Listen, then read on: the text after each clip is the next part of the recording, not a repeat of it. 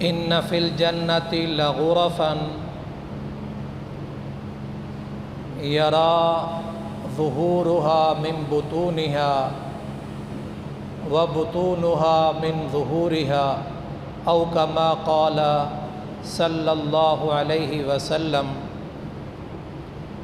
اللہ کے نبی صلی اللہ علیہ وسلم نے فرمایا جنت میں بالا خانے ہیں، جنت میں بالا خانے ہیں۔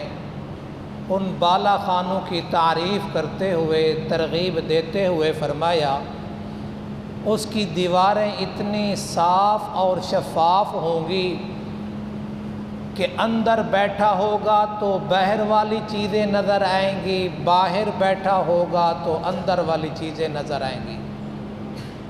آپ نے تو سبحان اللہ بھی نہیں کہا۔ فقام اعرابی، ایک صحابی، ایک دیہاتی آدمی کھڑا ہو گیا، کھڑا ہو کے کہتے ہیں لمن ہی یا رسول اللہ، یہ کس کے لیے ہے؟ تو آپ صلی اللہ علیہ وسلم نے فرمایا یہ اس شخص کو ملے گا طیب الکلام واطعم الطعام وادام الصیام وصلی باللیل والناس نیام، وصلی للہ باللیل والناس نیام۔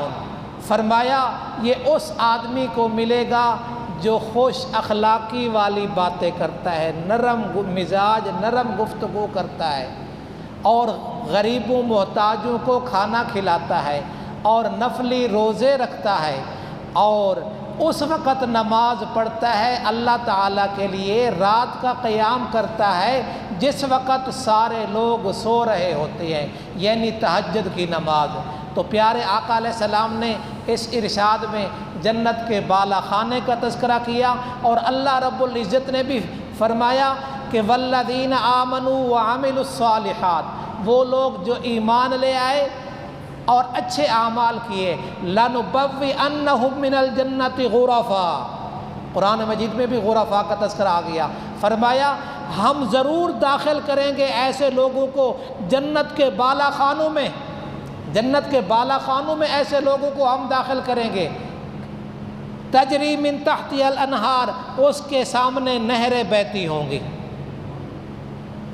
تجری من تحتی الانہار، اس کے سامنے نہریں بہتی ہوں گی، خالدین فیہا، ہمیشہ رہنے والے ہوں گے۔ جب جنت کا داخلہ ہو گیا تو پھر ہمیشہ ہمیشہ کے لیے جنت سے نہیں نکالا جائے گا۔ اور اگلے جملے فرمایا نعم اجر العاملین، اللہ عمل کرنے والوں کو اچھا بدلہ دیتا ہے۔ دعا ہے اللہ تبارک و تعالی عقیدہ کی درستگی، عقیدہ توحید نصیب فرمائے، اور پیارے آقا صلی اللہ علیہ وسلم کی سنت اور طریقوں کو اپنانے کی توفیق عطا فرمائے۔ اللہ تعالیٰ تمام بیماروں کو شفا